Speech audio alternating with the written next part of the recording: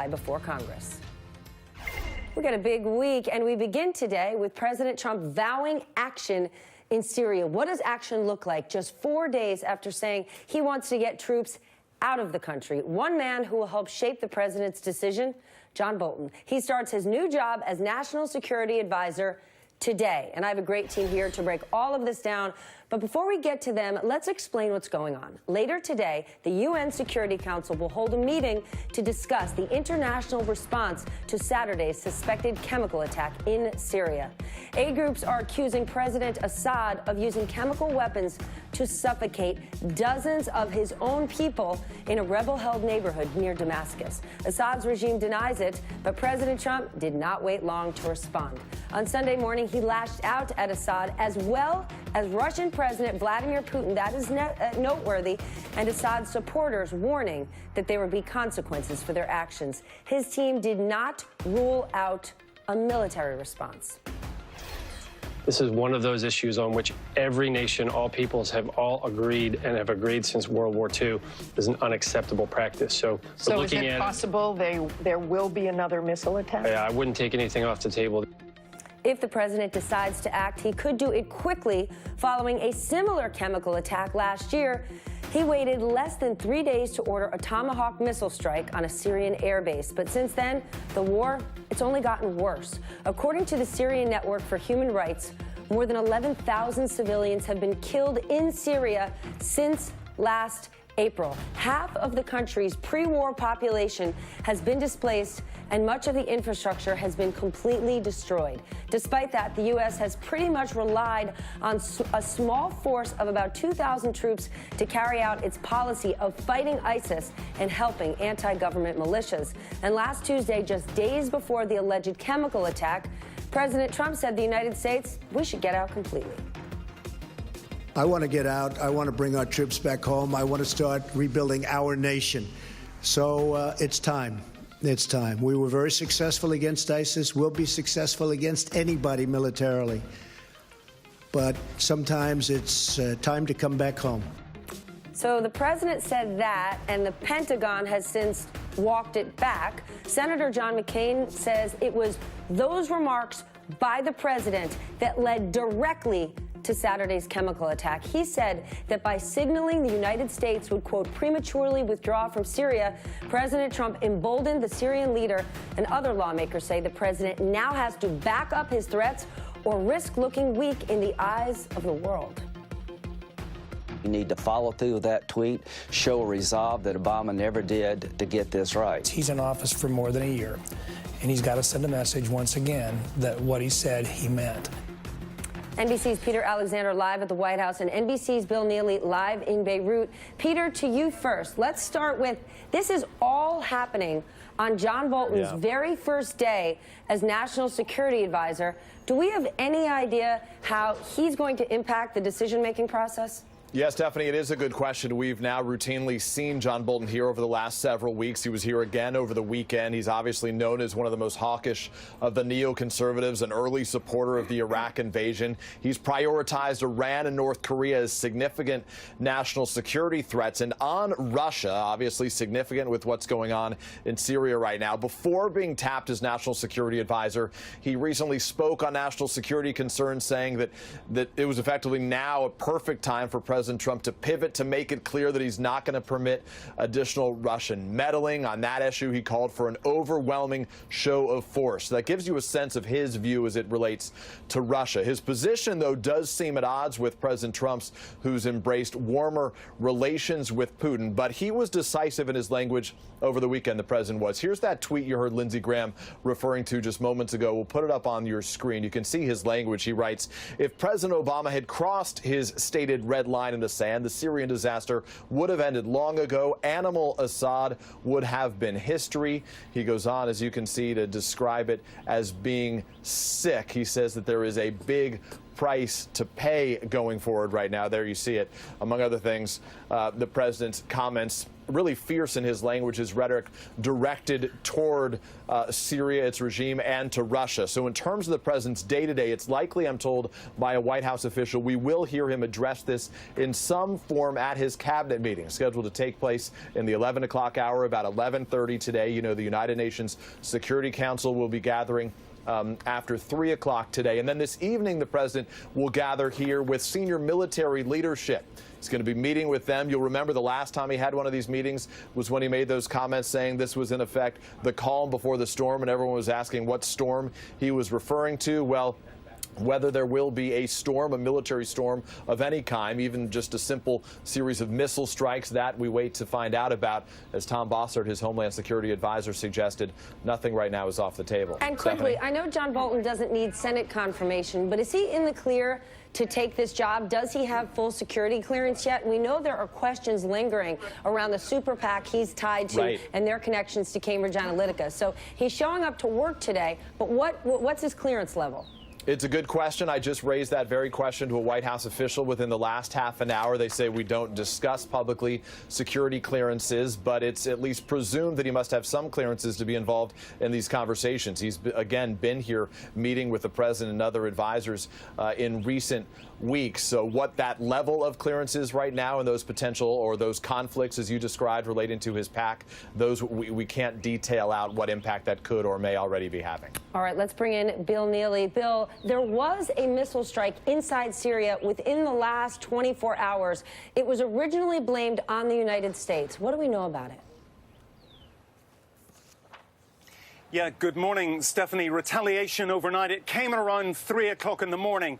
And 2 U.S. officials are now telling NBC News that it was Israel that struck that Syrian airfield. Russia had earlier given a very detailed explanation of what happened, saying 2 Israeli F-15s fired 8 guided missiles. 5 apparently were shot down, but 3 landed at the airfield, killing apparently 14 people. Some of them, according to reports, were Iranians.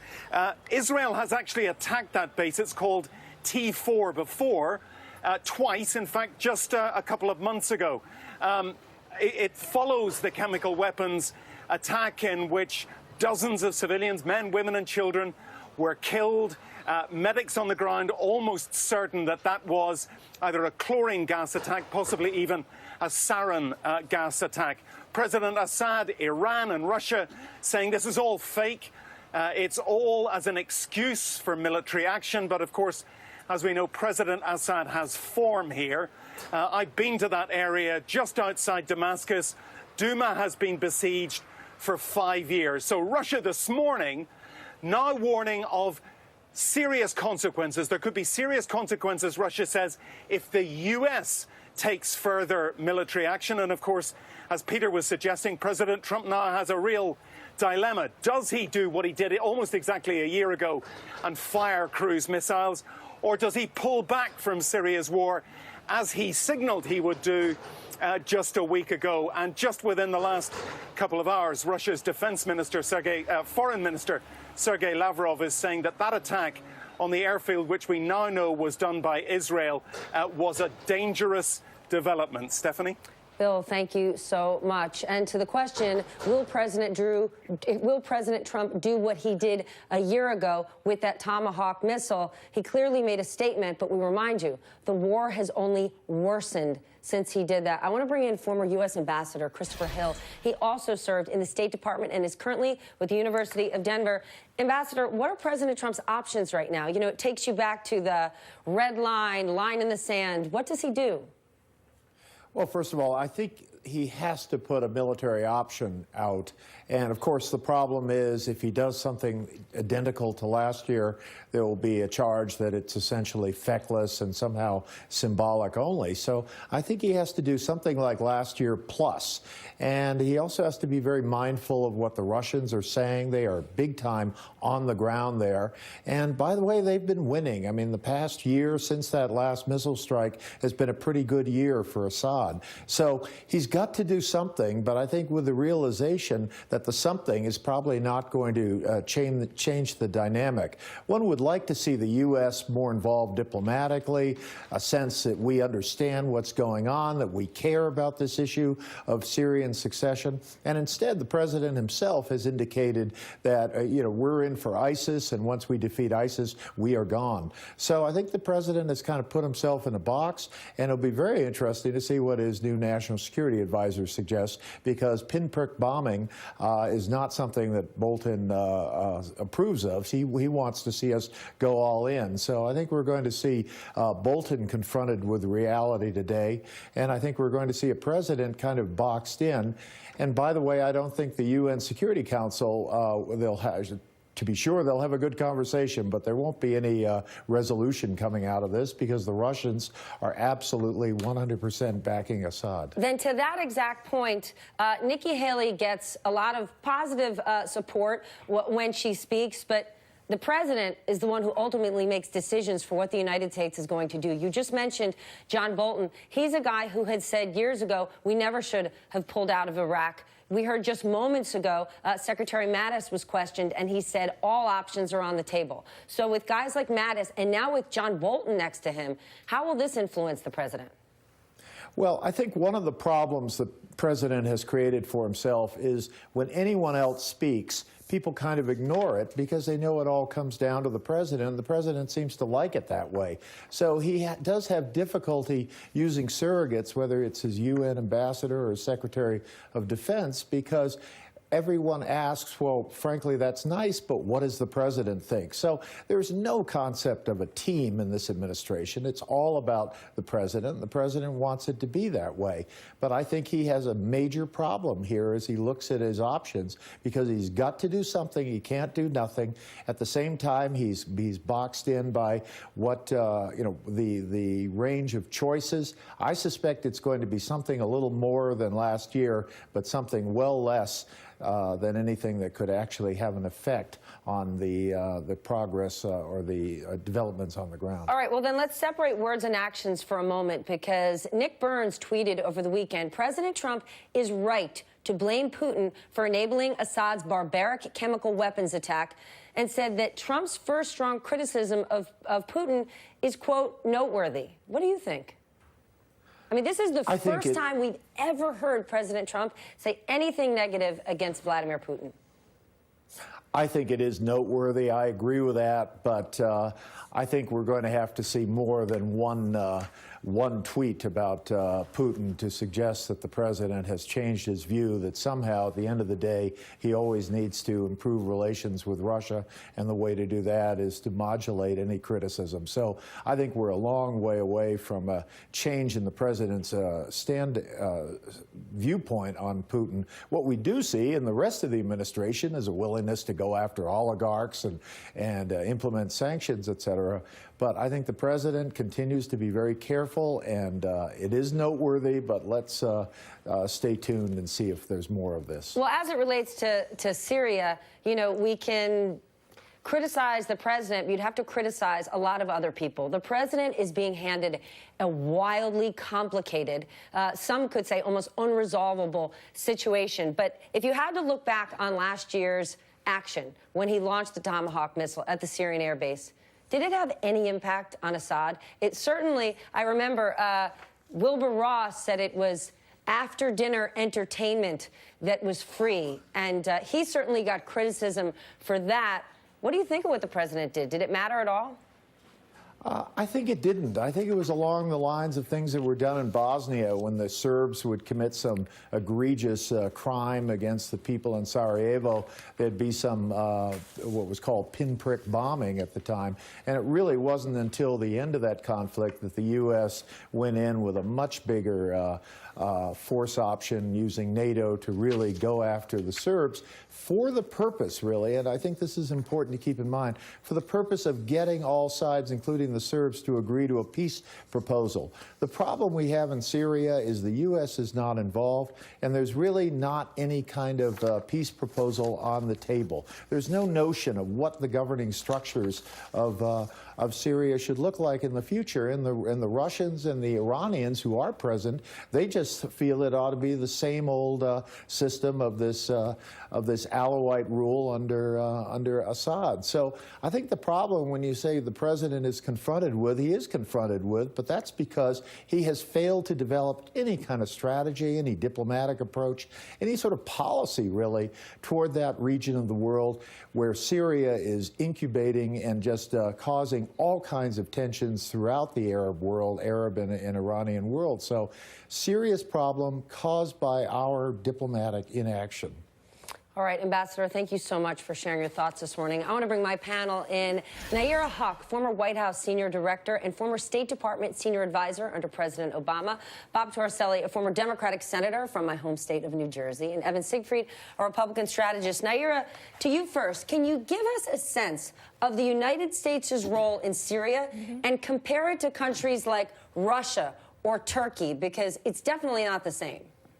Absolutely not the same at all. And a large part of this is the United States has been on its back foot when it comes to Syria, trying to support opposition people and groups and even candidates without a clear understanding of who is the leader among all of those groups. You have within those groups people that could be Islamist extremists, which is certainly not something the United States wants to support. And you also have humanitarian organizations involved in that opposition camp. On the other side, you have Assad, which is running essentially a military dictatorship at this point with the weapons, including fighter jets and missiles of the Russian government behind them. You have Iran in there supporting the Shiites, so they have a religious attachment to supporting the Assad regime. It's been very difficult for Western allies to figure out who they can support and how outside of the UN system. Speaking of the UN system, there is a Security Council meeting today at 3 o'clock. However, Russia has used this system to its advantage, demanding that any humanitarian intervention happen through the UN system and wading through this long process of consensus. In that process, the world has forgotten that a child turning 7 years old today has known nothing but war. So this is the reality on the ground. Without either an outpouring of support from the American public for active military intervention or any moral leadership from President Trump, it seems to be very difficult for the United States to take any direct action. It is so difficult to look at that video right there, Bob, when you see President Assad and Putin standing there in coat and tie smiling, knowing 400,000 to 500,000 people have been killed in Syria, 11 million people displaced. When you look at images of those little kids laying there on stretchers, getting eye washes after an attack like this, the Syrian Observatory for Human Rights published an op-ed, and in it they compared the U.S. missile strike to Syria as, quote, a toddler throwing toys in a momentary squall of emotion. The missiles did nothing but confirm the delinquency of U.S. strategy and the absence of American influence. What's your thought on that?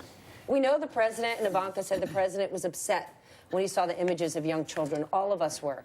But here's the table that's set in front of John Bolton as he goes to work this morning. We've had 2 administrations and 10 years of relative American disengagement. We're all proud of the 2,000 soldiers that are there, but that is somewhat less than the New Jersey State Police. America has disengaged. Meanwhile, the Iranians have consolidated, making Syria into a client state, and Putin, in a bold and historic move, moving the Russian army and air force into Syria, made it now more than a client state. It's a base of operations. Syria is now an away game for the United States. Whatever we do is going to have to be limited because of 10 years of disengagement. The previous strike, as you just suggested, was no more than bouncing rubble on an old airfield, repaired within hours. It wasn't a positive message, it was a negative message, that these kinds of actions of a gas attack bring no consequence. Had we done nothing, it would have had the same impact before. All right, well then to that note, I want to share, because I noted it a moment ago, General Mattis just spoke, and I want to share that sound, and I also want to share what Lindsey Graham had to say. Here's what Mattis spoke. First thing we have to look at is why are chemical weapons still being used at all when Russia was the framework guarantor of removing all the chemical weapons. And so working with our allies and partners, from NATO to Qatar and elsewhere, we're going to address this issue. Can you rule out taking actions, launching airstrikes against Assad, Mr. Secretary? I don't rule out anything right now. Thank you very much, ladies and gentlemen. I don't rule out anything. It was 5 days ago when Trump said, we're not going to stay. And I want to share what Lindsey Graham said on Fox today. So the regime has to pay a big price. What would be a big price? To lose your Air Force. This should be the last time a barrel bomb is dropped on innocent civilians by the Assad Air Force. We have the capability to destroy his Air Force, to ground his air fleet, and we should use that capability. What do you think? Well, first of all, I want to know how much the Syrian military was emboldened by President Trump talking about pulling out of Syria last week. And what I am seeing right now so far are positive steps. I think we're going to end up with a coalition headed Positive steps by whom? by both the president and France. I don't normally praise the president, but they had a very productive call. Emmanuel Macron has been on this like a hawk. I think that the United States is going to give the UN Security Council a chance where we know it will fail because of Russia holding the veto, and we will then move forward as a coalition of nations, which will make it stronger. And we need to have a strong strike, take out the Syrian Air Force, perhaps hit some of their intelligence targets, show them that there's a huge price to pay. But at the same time, we need to not make the same mistakes we made last April when we just did a tiny little strike and then walked away. We need to have a long-term solution plan, a long-term plan that will get Assad out and bring peace to the region. That involves sanctioning Russia to bring Russia to heel. It's a very strong message, and it will be controversial. And look at the Russian stock market. I mean, they are scrambling since the sanctions were announced, figuring out how they're going to help Oleg Deripaska. Does Evan have a fair point here, Bob, in that Emmanuel Macron is one world leader that the president does actually like and trust? I don't know if I would say trust. On the off chance that my friend John Bolton has anybody watching the show this morning, the most important thing that he can do this morning is consolidate this relationship between Trump and Macron. This cannot be an American-Russian problem. This is a Russian-Western alliance problem. That will bring entirely different consequences. I also agree the only appropriate action here is taking out the Syrian Air Force, denying Assad the one thing he cares about the most. He's an Air Force guy. That's his one card that's powerful. The problem, of course, is how integrated the Syrian Air Force is with the Russians. Well, we got to leave it there, Evan, but guess what? This story, it's not going away. Thank you so much. You two stick around. Nayyera, thank you for joining me. Coming up.